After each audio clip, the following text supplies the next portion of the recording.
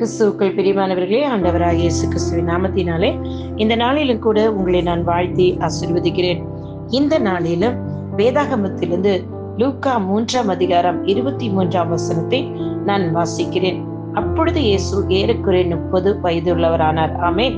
ஏன் இந்த 30 வயது உள்ளவர் ஆனார் என்று சொல்லி இன்றைக்கு இந்த வேத பகுதி எடுத்து நான் உங்களோட பேசுகிறேன் என்று சொன்னா, இங்கே இயேசு கிறிஸ்துவின் பொறுமையை நாம் பார்க்கிறோம்.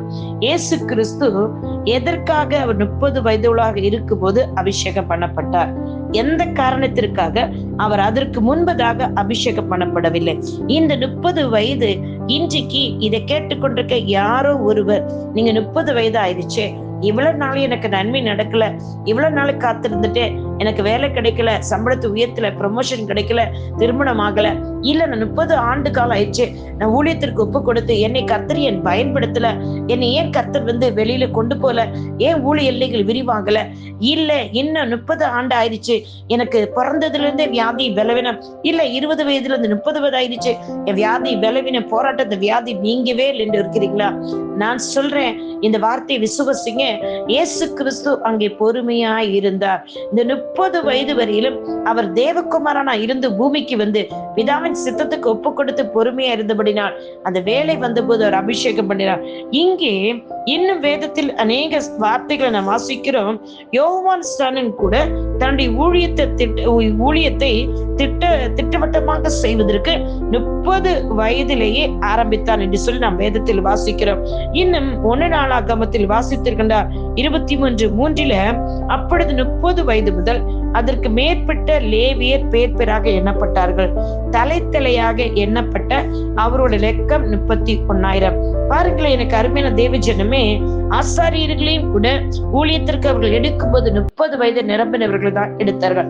இன்னும் நம்ம எல்லாருக்கும் தெரிந்த தாவீது ராஜாவை பாருங்களேன்.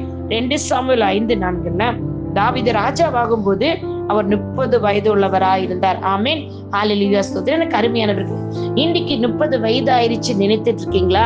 30வது பிறந்த நாளை காண்கிறீர்களா? கர்த்தர் உங்களை இந்த ஆண்டு ஆசீர்வதிக்க போகிறார். உங்களுக்கு நன்மையும் கிருபை சமாதான சந்தோஷம் உண்டாகும் போது உங்க வாழ்க்கையில் அவர் பரலோகத்தில் எழுதி வைத்த திட்டமும் சித்தமும் நடக்கிற ஆண்டு இது.